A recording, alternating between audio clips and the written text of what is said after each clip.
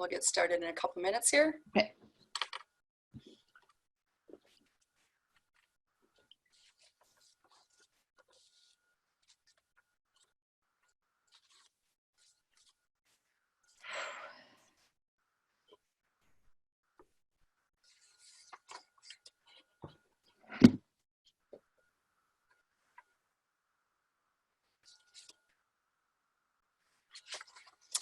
Okay, I think I'd like to get started. We got 1 minute after 1. And so I'd just like to say welcome, everyone. Thanks for attending the fourth of our 4 sessions on COVID-19, A Business Owner's Survival Guide. My name is Julie Keys.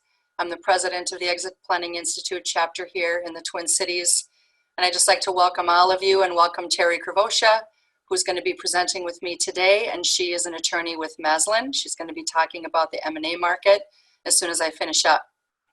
So again, I'd like to welcome all the EPI chapter members and their clients, and just remind you that we have our regularly scheduled chapter meeting coming up here on May 7th, and you don't have to be a chapter member to attend those meetings. So now that you're on the list, you're going to be getting an invite to attend that meeting, and that meeting is going to be a panel of experts who are going to be talking about enterprise value and how to regain that after COVID-19. What are the things that you need to know?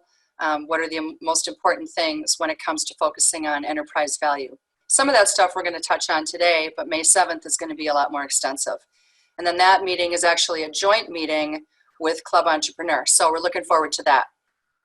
And before we start our content today, I just want to say thank you and express my deepest appreciation and gratitude for all of our steering committee members, all the people who helped to plan this event, Jessica Hawthorne, our administrator, the Exit Planning Institute for promoting it, and of course to all of our valuable sponsors who make it possible for us to actually be here. So first of all, I'd like to thank Maslin LLP, Terry's firm, for being an annual sponsor of the chapter, Sima Flatamish and Orenstein, Stiles Financial Services, Sunbelt Business Brokers, Wilkerson Guthman CPAs, and the Boss Systems. And I'd also like to thank our collaborative partners who have been with us through these 4 sessions, several members from ACG, from AMA, and from EPI chapters across the country. So welcome, everyone. Together, we really are committed to doing everything that we can to help those business owners that are our clients and prospects navigate this ever-changing landscape that we find ourselves in, just to help you with providing advice and answers and support through this time, because we want you to be able to not just survive, but to thrive. We do have a Q&A box, and so please feel free to use the Q&A box. Terry and I will try to answer your questions during our presentation, and if it makes sense for us to wait until afterwards, then we'll be doing that. We'll get to as many of them as we can. Again, the recording for today will be available, and so when you get your follow-up email that you've been getting after these sessions, the recording link will be in there.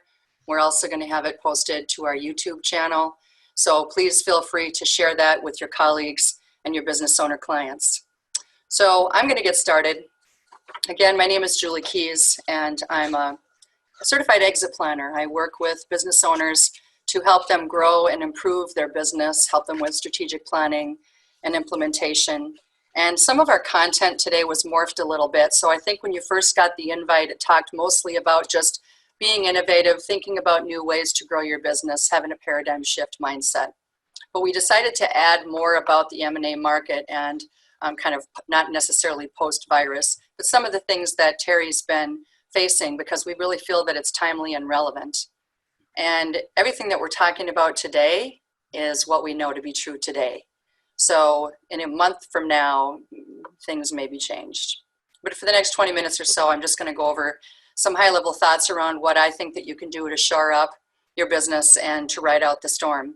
We're going to start with a little bit of psychology, okay? So I'm not a doctor, of course, but in my own life, I have had some pretty incredible situations that I've faced, and so have a lot of the clients that I've worked with over the years. And so I think that all of us could probably say that we've built up some pretty incredible coping skills. And if there's one thing that I do know is that when you're going through a storm, you still have to think about what's going to be like, what life will be like after the storm is over. And so now is the time for us to think about how to prepare. Get my slide moved over here. So I saw this particular equation in a webinar that I was in recently, and it went like this: event plus response equals outcome. It kind of reminds me of a Stephen Covey comment or quote that says, exercise integrity in the moment of choice. And I think that a lot of people have been making knee-jerk decisions when they're under pressure. Sometimes it's easy to do because it's just what comes naturally to us, right? It's the fight or flight mentality when we're under a lot of pressure.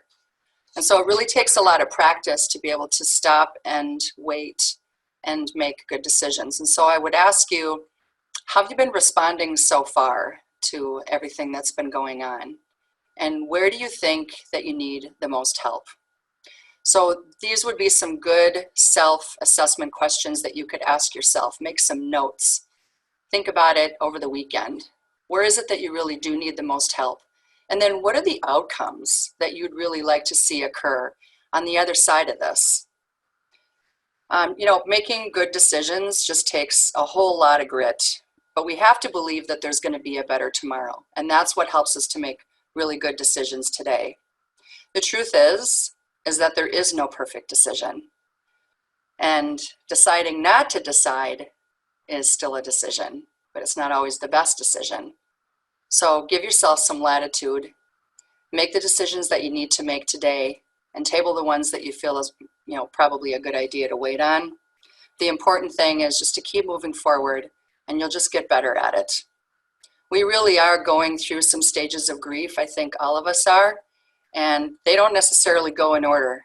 There's an order that you can read about in the stages of grief, but you can revert back and you can relive different stages depending on what might be going on in your life.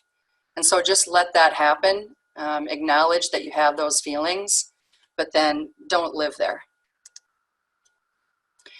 This is another acronym that I have to remind myself of sometimes when things are a little bit hairy, okay? And that's kind of the way life is, right?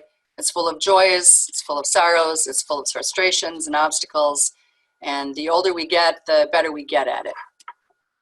But I think that HALT kind of tells a good story. We don't tend to make good decisions if we're hurting. And when we think about hurting, that could also mean that we're afraid. So you can be afraid when you're hurt. You can be afraid when you're angry. I think sometimes we have anger come out and we really are feeling afraid. We're angry with what's going on in society. We're angry with the lack of control that we have with our company, lack of control for the future. But what that really means is that we're afraid. And so it's okay to acknowledge that. It's better than denying it, but we don't want to stay there. So just acknowledging that we do hurt, acknowledging that we might be angry, and not making decisions when we're feeling that way. All right, so that's enough of the pep talk. We're going to move on to thinking about trajectory now. So trajectory, right? This is the way we want our company to be positioned, to move up and continue to grow. And I think that one of the best ways to do that is to start with the basics. And what are the basics? Well, the basics are to focus on whatever it is that you value. What are your core values? What's important to your company? What's important to you as the business owner? What's important to your key people? Have you articulated these in the past? And if you have, then you've got that basis. You have that infrastructure already laid, because every decision that you make should be stemming from your core values. And if you haven't articulated them yet, now would be a really good time to do that. I like to start planning sessions with a SWOT analysis. So if you don't have a strategic plan, now is a really good time to put one together. Most business owners don't have a good strategic plan. And when it comes to planning, With the way things are changing these days, even if you do have one, it needs to be revised anyway. So start with a SWOT. Start with your strengths, your weaknesses, your opportunities, and your threats. Threats are usually things that we don't have a lot of control over, but it's still important for us to identify that they exist. Sometimes we can do things about threats, but many times we can't. But still, they can affect how we do business, so we do need to acknowledge them and figure out sometimes just a way around. And if you noticed when you put together a SWOT analysis, that your weaknesses and your opportunities are many times the two sides of the same coin, okay? So if you identify a weakness, it's an opportunity. And let's face it, when it comes to opportunities, we all have opportunities that we have not taken advantage of for one reason or another. So now would be a really good time for you to think about those opportunities that have been kind of rolling around in your head. Maybe they're not opportunities anymore because maybe we waited too long. Maybe there are new opportunities that have arisen as a result of the things that are going on around us. Maybe new opportunities for how we can do business and who we can work with and collaborate with. So think about, what are those opportunities? How can I take advantage of them? Who are the key people that are missing from my team? If I'm going to take advantage of these opportunities, maybe that means that I need new people. Maybe I need to add to the team that I have. Maybe you can't do that right now, and maybe you can't afford to hire people right now. But let's face it, folks, the workforce has changed overnight. So now, we have lots of opportunity to bring in good people in the future that we didn't have a couple months ago. Remember? We were talking about this, whining about it, writing about it, trying to solve for how we were going to solve the workforce problem. And so you probably have a good idea of who are those people out there that, gee, I never really had an opportunity to recruit them before, but maybe I do now. Strategic planning, once again, a lot of business owners really don't put strategic plans together. Maybe it's just because the word strategy or strategic is kind of intimidating and they really don't even understand how to do it. I say that it should be one page. It should not be complicated. You don't want to have more than 5 priorities for the next 90 days. 5 is enough. 5 key initiatives for the year. What could those key initiatives look like? What are some of the things that you and your company and your key people could to work on and set some objectives around and change the way that you do business? So for instance, if everything that you've done thus far has been in person, and I just got done teaching a workshop to advisors who are having this very same conversation with the people in their firm. How are they going to deliver their services? How are they going to get in front of people? You got to be creative about it, right? So you really need to know what's available to operate virtually. Obviously, Zoom is one of them. We're using it right now, but it's not the only one. There are a lot of other platforms out there that may be having a better security. WebEx is one. GoToWebinar is another. If you're foreseeing that you're going to have lots and lots of people show up, Crowdcast is another one. And then you're going to need to have a good CRM system so that you can get the word out and that people understand and know that you're going to be having these events and they're going to want to participate. So you can build your list, provide value, collaborate with other organizations who are maybe in your industry but not necessarily competitors. There's the strength in numbers philosophy that probably exists more now than it ever has. We lived in a collaborative economy before COVID-19. I say we're going to live in an even stronger collaborative economy post-COVID-19. How can you collaborate? Who can you work with? How can you capitalize on each other's networks? How can you provide value and build a list and build content? There are a lot of different ways you can do it. So think about those ways. Assemble a really good, strong team of advisors. If you don't have a good, strong team of advisors, it's important that you start thinking about where the gaps are. Who do you need to build a relationship with that you haven't? Regardless of whether you're going to sell today or 10 years from now, it doesn't matter. We're really not talking so much about exit planning right now. We're talking about getting ready, right?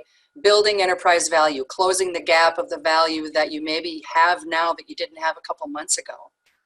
You need advisors to help you do that because we really don't have a lot of time to make up, right? We have a lot of time to make up, but we don't have time to waste. Time isn't anything that we can make more of, right? We can make more money, and some of us are short of it right now, but we can't make more time. So we want to be really careful about how we spend our time and how we spend our resources. So how are you spending your money?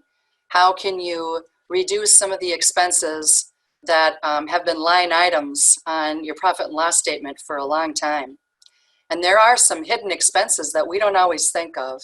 And I'm just going to cover a couple that I see on a regular basis with business owners that I work with. One of those is payment processing.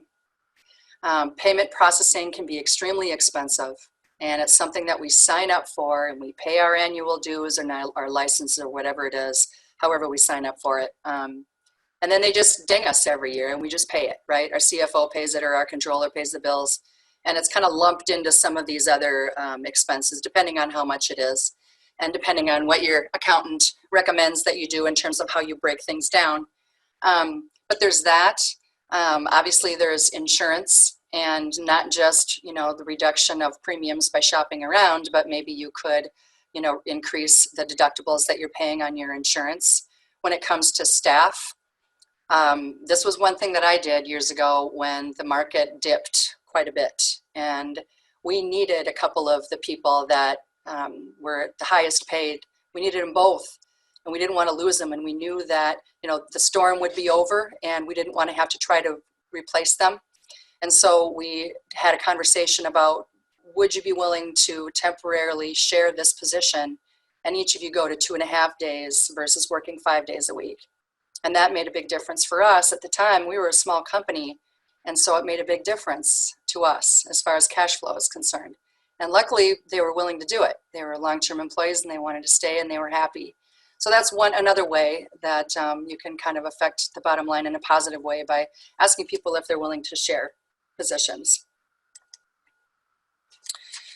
And so the new normal, what are some of the considerations? Some of these are, obviously your main departments within your business, and each one of these areas is going to have subcategories. It's going to have, need for legal counsel, need for accounting expertise, need for financial advisory expertise, need for outside services to help you, like with your marketing, with your technology.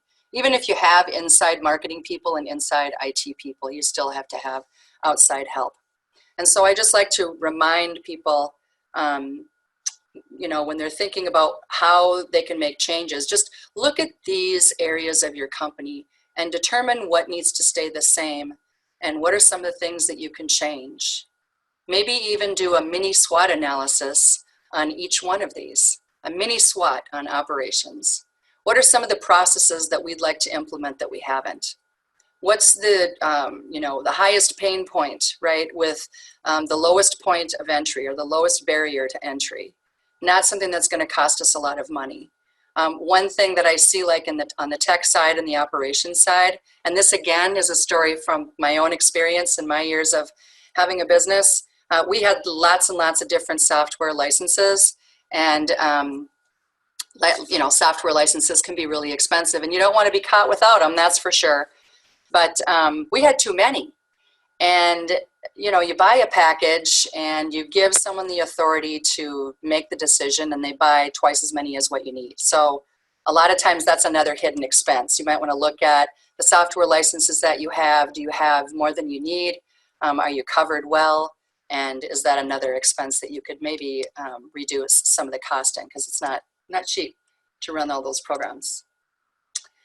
So business development, the reason why we're going to talk about business development for a few minutes here is because it tends to be one of the areas that gets kind of left by the wayside in a lot of ways with a lot of companies. And it also is kind of a ad hoc, not really organized part of how they market their business. You know, there's some people doing this and some people doing that, and everybody's out trying to do their own thing, but there's no unified like hub of where leads are brought in and how they're followed up with and whose job is it to do those things.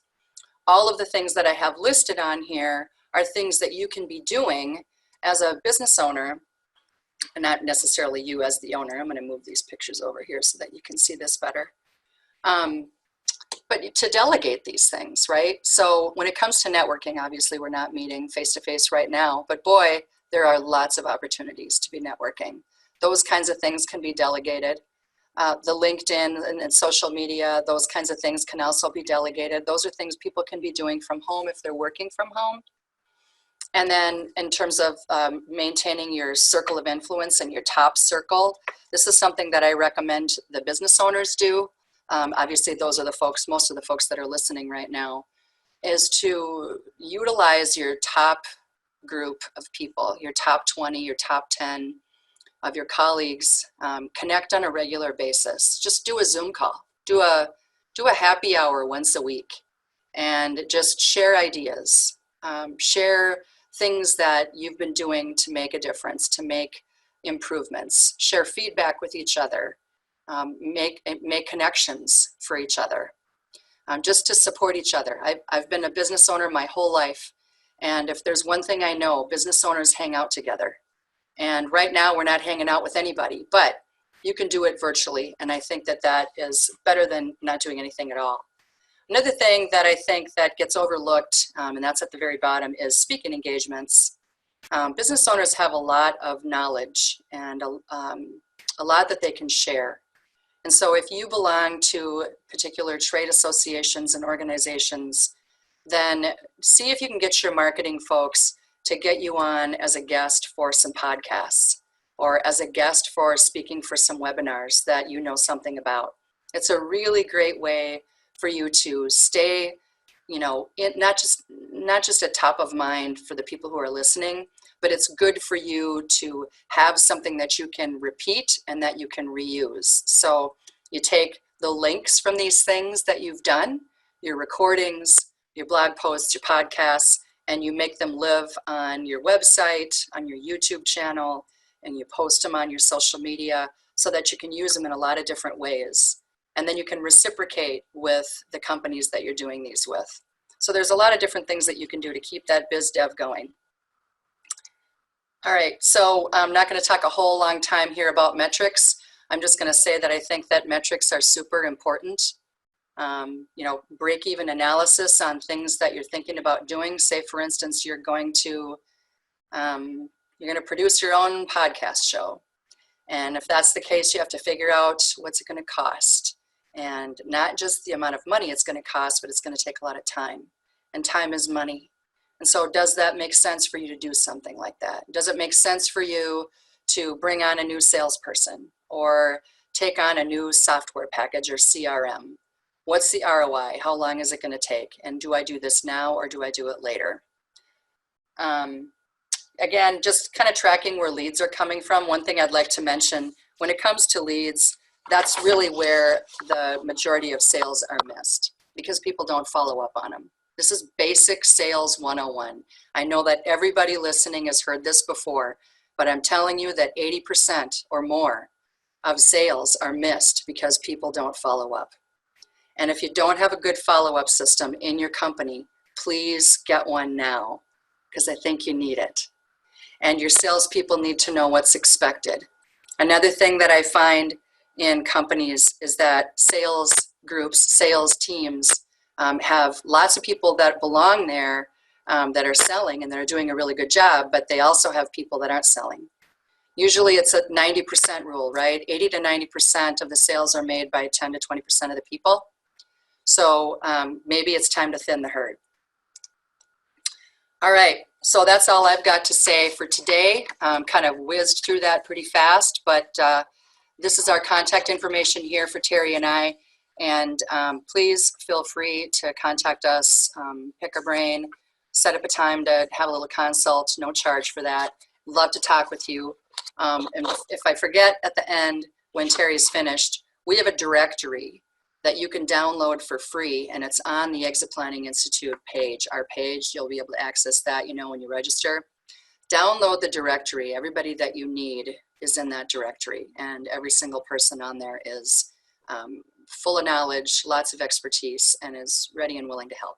So thanks for listening. Terry, please. Okay, let's see. You need to start sharing. Okay. Let's see. Okay, great. Just one moment here. Here we go. All right.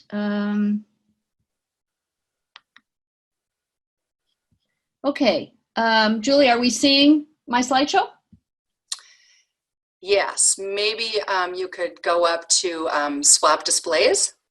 Okay. Mm-hmm. Yeah. There, is it good? Mm-hmm. Okay, excellent. Well, Julie, thank you very much. And I'm delighted to be here. We're delighted to be a sponsor this year of EPI. And it's been a pleasure to meet those of you who I've been able to meet at the events. And I'll look forward to talking with you after today. Julie and I decided that we would talk in addition to talk about planning and what we should be doing going forward, talk a little bit about M&A and really what the M&A landscape at least is looking like right now, after we've all been remote for quite a while. I guess before I start, let me just let all of you know that I am both an M&A lawyer representing companies on the buy side and the sell side, as well as outside general counsel for companies as they're growing and scaling. And the third area that I work in is I'm a qualified mediator, and I'm providing virtual mediations and during this time trying to help people move their cases and their transactions forward while we're all working from home. So as Julie talked a little bit about some of the changes that we're all going to see as a result of COVID-19, there are definitely going to be behavioral changes in our workplace that are going to affect all of us. We may not be going to as many large events as we have gone to in the past, and there may be other ways that we need to figure out how to reach large groups of people. The whole working from home, we have honed that, and we're refining it as the days go on, and we'll have to see how that may become a part of our world going forward. In general, the space is going to be a whole different, I think we're just going to look at it differently as we move forward. People are learning new skills. I can't tell you the number of people that I have talked to who have gotten out their knitting needles or brushed up on their cooking and figured out how to take advantage of some of the extra time. Nobody commutes anymore, so you've got a lot more time to do things. The other thing that's happening that I'm hearing from clients and seeing out in the world is you've got your clients and customers calling you up and saying, I simply can't pay now. I think, as Julie said, this is a very collaborative environment right now. Today it's a customer calling you saying they can't pay, and tomorrow it's you calling somebody else, another third party, and saying, I need a little bit more time. Everybody is trying to work together to really help us all move forward out of this. And I don't know about you, but while this has been a very challenging time, that part feels pretty good. I also think COVID-19 has helped companies plan for the future in ways that they really hadn't done before.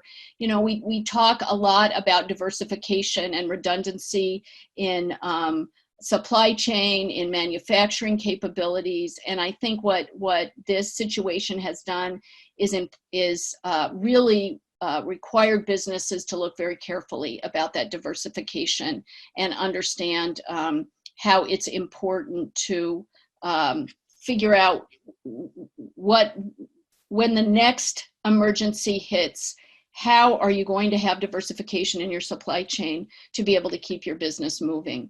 I will tell you that M&A has been going on during the COVID-19 outbreak. I've had 2 or 3 instances of deals that I'm working on. One that was very interesting, I was doing a corporate divorce, which is another part of my practice I do quite a bit of.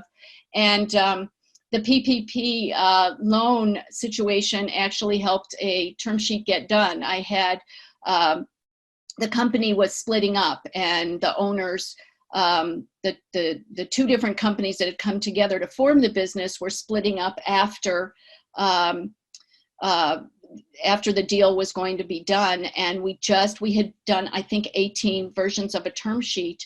And finally, it was required that all 3 parties that were involved in the business had to approve the PPP loan. And my clients finally said, we're not going to approve this loan unless you, partner on the other side, approve our term sheet. And I'll be darned, but that got it done last Monday. So that's been an interesting situation.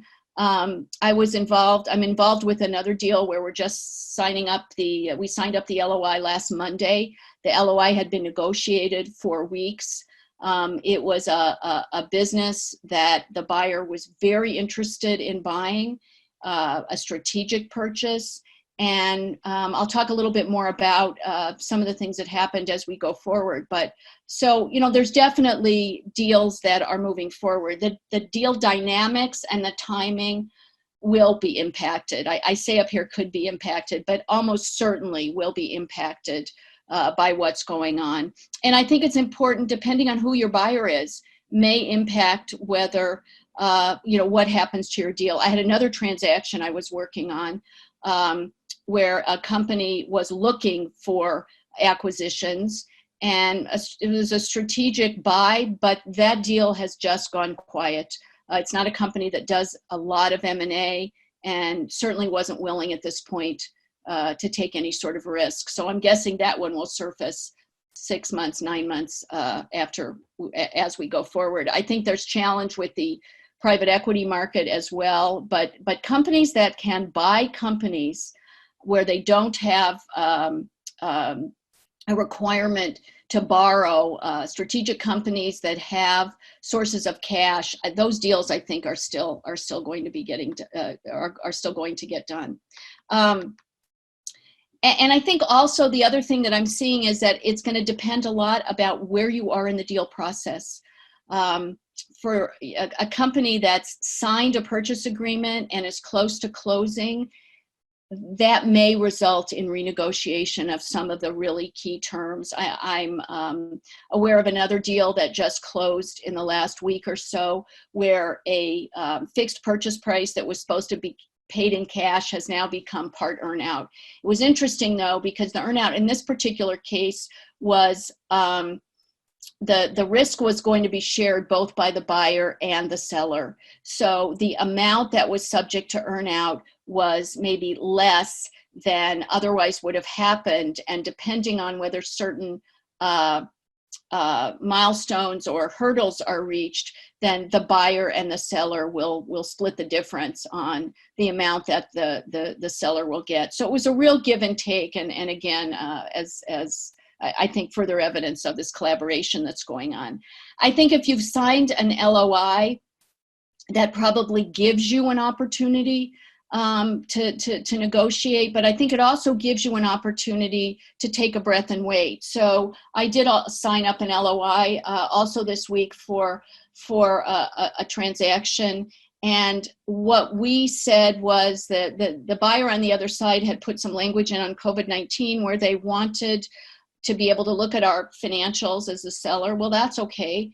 But they wanted the ability, if we had a 5% drop in EBITDA or revenue in any month before closing, if we didn't make it up 100% in the next month, they wanted to be able to walk away from the deal. Well, that wasn't going to work very well.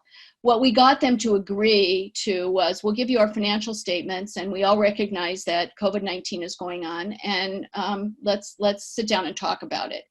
So, I think there are opportunities both at the signed LOI stage and the negotiating an LOI stage to just put something in indicating there's an awareness that this might affect the purchase price, and talking about an opportunity to be able to move forward that way. I think those people who are considering a sale or an auction, that might be a really tough situation. And I think it will be more difficult for somebody to get out and sell their company and start that process now. So I would suggest spend more time on the planning that Julie talked about if you were thinking about going to market, and it probably is going to be several months before that's going to happen. Okay.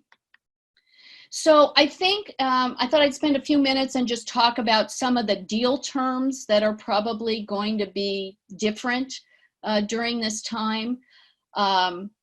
Working capital is clearly one of the situations that I think is going to be a challenge. And I think what's going to happen is that, first of all, the targets are going to be negotiated differently. And I think as we look at what those targets might be, some of them, oftentimes targets are based on trailing 12 months of EBITDA. And I think in large part, what may end up happening is there may be some combination. Buyers aren't going to want to take a target that is lower than it historically may have been. One idea I thought about the other day is maybe it ends up being, you figure out what the trailing 12 months or the EBITDA would have been, or the working capital target would have been at the end of 2019, and you figure out what the trailing 12 months average EBITDA would be, and then maybe those two are averaged, or there's some way that those are put together, and you figure out what a new target would be. But I think that's going to involve a lot of discussion. Also, in terms of what that target looks like as you get closer to closing, in all likelihood, as we talked about, AR collections are going to be slower, AP payments will be slower. It's possible that some of you, or some of these sorts of deals, that the companies that are being sold may have some sort of penalty payments that are related to loan debt. It's possible companies will be carrying more inventory. There may be higher reserves for obsolete inventory. All of these things could ultimately reduce the purchase price. And I think it's going to depend where we are in this cycle and when you are negotiating. My advice would be try to push the negotiation of the specifics as far as you can into the future, because the more we are into the future, the more we're going to at least know what the world's going to look like. We'll talk about this a little more specifically in a few minutes, but the definition of material adverse effect is always something that's talked about a lot in a deal, but in particular in these sorts of times. I remember right after 9/11, there was a lot of negotiation about what does an MAE mean in our world. Interim operating covenants. So if you're going to sign up a purchase agreement and the buyer is going to require that the seller conduct the business in the ordinary course between the signing of the purchase agreement and the closing, that may not be possible. You may have to make some changes resulting from some of the laws that are put in place, the stay-at-home orders, and just things just because of the pandemic itself, and having to do with how you collect AR, how you pay AP. So I think it's very important to think about those sorts of things as you move forward. Think about, whether sandbag clauses that we always negotiate back and forth will exclude COVID-19 because it's a known risk. Somebody won't be able to do a deal. A purchaser won't then be able to come back and say that they want to make an indemnification claim because of COVID-19. It'd be interesting to see how that plays out. I don't have any real sense on that. And for purchase prices, I think you're going to see a lot of earnouts that will be reducing purchase prices and adding that section or that piece going forward. Here's an example of a material adverse effect definition for you to think about. The part in black on the screen is the typical language that a material adverse effect or material adverse change will be no material adverse change in the business results of operations, prospects, sometimes that's excluded, condition, financial or otherwise, or assets of the company shall have occurred. The part in red is what began to be developed after 9/11 and a little bit in the recessions prior, but more so, I saw this after 9/11. Some sort of language that says, but excluding changes generally affecting the economy, financial or securities markets, or political or general conditions in the company's industry. It would be very nice from the seller's point of view if you just put a period after the word industry. Oftentimes, though, the conventional way this clause is written is it will say, these sort of changes that are affecting everyone won't be considered a material adverse change so long as they don't have a disproportionate impact on the company from the impact on other. And in a deal I did recently, I put privately held companies in the company's industry.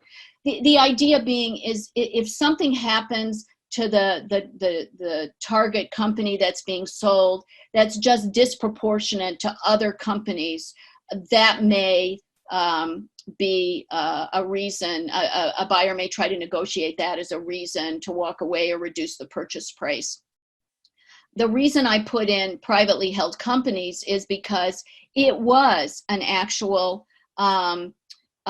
it was a public company that was buying my client who was a private company, and I wanted that subset or that circle of what was going to constitute disproportionate impact to be as small as possible. So I wanted to really be apples to apples in terms of what the target ought to be compared to. So I also think due diligence is going to have a new focus. I think that's going to be a whole different situation. And I think, you know, financial performance is always important, but I think there's going to be a lot of digging into what did things look like pre-pandemic, what do things look like now, what are the projections that or the synergies that can be gained looking forward. Customers that leave businesses, are they going to come back? How are they going to come back? What is that going to look like? We talked about supply chain and its diversity. You know, how did, you know, why is it that we can't get toilet paper anywhere or yeast, for goodness sakes? I mean, what is going on in that sort of situation, and what have businesses done to prevent those issues from going forward? I think there's going to be a big focus on material contracts, and in particular, what force majeure clauses say. And that there's a kind of subscript there, a little footnote. As you negotiate your contracts going forward, think carefully about the sorts of situations where a force majeure might come into play, and whether it ought to be something that should give you, depending on what situation you're in, the right not to perform and have that non-performance not be considered a breach. I was negotiating a contract the other day for a physician who was negotiating with a big drug company to work on a study, and I just couldn't get the attention of the general counsel. They didn't want to give him any way to get out of the contract just for convenience. And it was I understand the company's concern. They didn't want him to just get bored with the project and walk away. But I was concerned about what happens if he became ill or he needed to care for a family member or something like that. So I drafted a very broad force majeure clause that said if any of these things happen, my client could just walk away. Well, we didn't get that language, but it did get the the attention of the general counsel. And then I was able to talk with him, and we did negotiate a provision that allowed the client to be able to terminate upon notice if he became ill or if he needed to care for somebody in his family. I think that buyers are going to be looking at IT capabilities, especially for remote work. You know, I don't think any of us ever contemplated that when we took our businesses remote, we'd be doing this for such a long period of time with everybody being remote. So that's been quite, I think that's going to be an issue. The WARN Act, which if you're not familiar with that, is a federal law that prevents or has certain requirements if you want to close plants and branches and facilities. And there are retroactive look-back requirements that if certain actions are taken by a seller, they are attributed to the buyer going forward. So there really needs to be conversation between the buyer and the seller about what those plant closings look like. And I think that's going to be discussed differently. And, you know, emergency preparedness has just taken on a whole new context than I think it ever did before.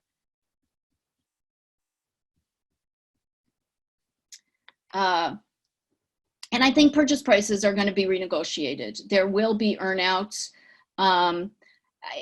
In some situations, you know, there might be rights to terminate depending on financial performance. I would try my hardest to make, if you come this far as a seller, particularly with a buyer, you don't want the right to have them walk away.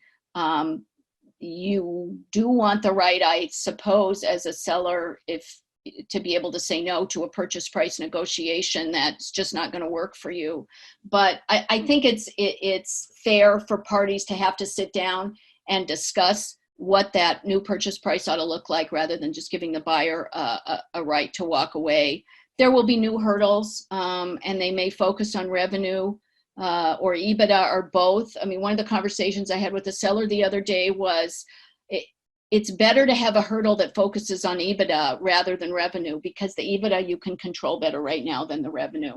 And so, you know, I think you have to focus on what's going to be better for you to control to meet that hurdle if you're a seller. And if you're a buyer, I think you want it to be as broad as possible. The other thing that I have read and heard is that private equity deals will probably require higher levels of rollover. That will reduce the cash that the buyers will have to pay. And I really do believe that cash is king right now. That's going to really make a big difference as companies move forward. You know, I think it's possible that acquisition financing is going to change. Lenders, because of all of the pressures that lenders are under right now with respect to just helping people get back on their feet, there may not be as much room for acquisition financing. We haven't seen buyers requesting financing outs in a long time, but perhaps we may see that just as a matter of course. And I wonder if sellers will start to negotiate breakup fees more often if financing can't be obtained. Particularly, I think it's a challenge if you have a strategic buyer who's working with a seller, learning all about their business. They were, in all likelihood, a competitor.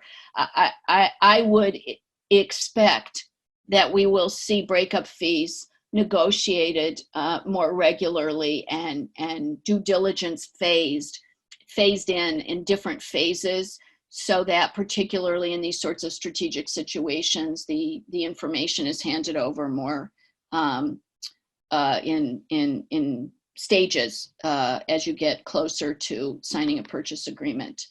You know, you wonder about what's going to happen with rep and warranty insurance, and whether insurers will be scrutinizing reps and warranties and policy language that might not have anticipated COVID-19. This is for deals that were already done.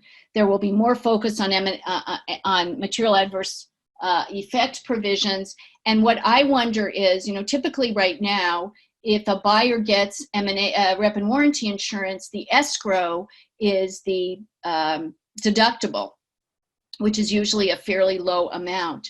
I wonder if insurers are going to start insisting that there be an escrow available first from the deal, first an escrow that some decent amount of money relative to the size of the deal, and then you look to the insurer. But it'd be interesting to see how that works out. I have read that HSR filings for Hart-Scott-Rodino requirements will probably be slower. It's going to be more difficult to review those filings, and as a result, the cycle might be longer. And so I think what you have to do is really prepare yourself if you're in a situation where the deal is large enough and you need to get permission from or consent from the Federal Trade Commission to move forward. You need to really build in some time in your timeline that might happen, and what's going to happen if there's some sort of divestiture that's required. How really analyze that. There are professionals mostly in the DC area that either worked at the FTC and now have their own private practices, or have been in private practices but have deep experience with the FTC. These sorts of folks can be invaluable at the 11th hour when you've got a second or third request from the FTC and you want to figure out how to get your deal closed. So that's a really good source to look at. Again, this is just what I've heard in the podcasts and the material I've been reading, and it all makes sense to me.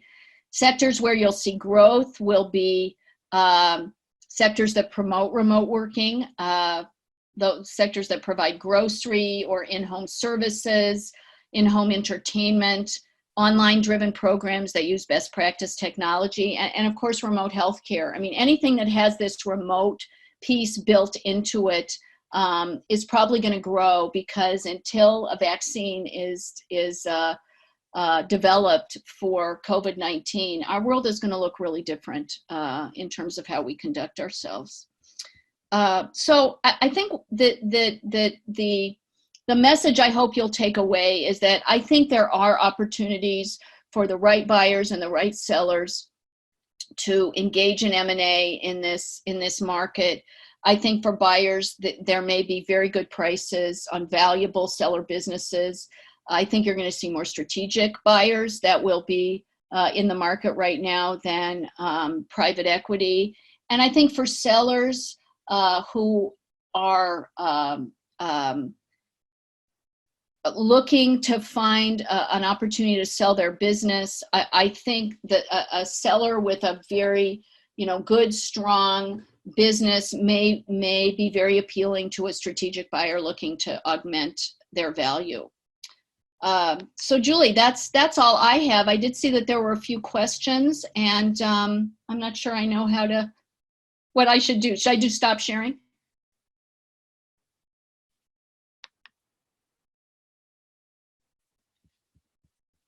Okay, I can't hear you. Okay, there we go.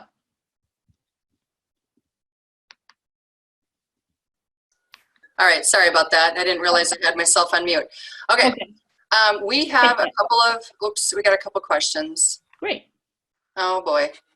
Oh, I'm sorry. What is MAE? Material adverse effect. My apologies. Mm-hmm. And, okay. Eric has one. It says, should all discussion or agreements with accounts receivable and accounts payable and other debts be documented within a legal framework now to preserve a legal basis for the future? Is asking for legal documentation too much to ask right now? So I think, Eric, your question is, if you've reached an agreement with a customer or with a vendor, how should that be documented? And I'm guessing the challenge is that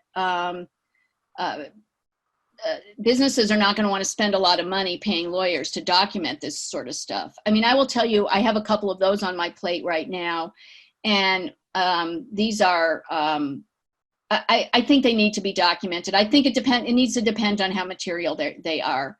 I mean, I have one that was a $2 million, $2 million was owed by a customer to a business. We documented it, and of course now it's having to be redone. But I think it's important to document it. I think there are opportunities where you can take security interests and do all sorts of things. All that, if you don't document it, and it doesn't have to be complicated documentation, but if you don't document it, it is going to be difficult later on to be able to, make sure that what you've agreed to has been is agreed to by both parties, and that you've got something that can be enforced. Okay, wonderful. And I think the other ones were already answered. So I think that's it. We don't have any more questions. I don't see anything in the chat box for you right now.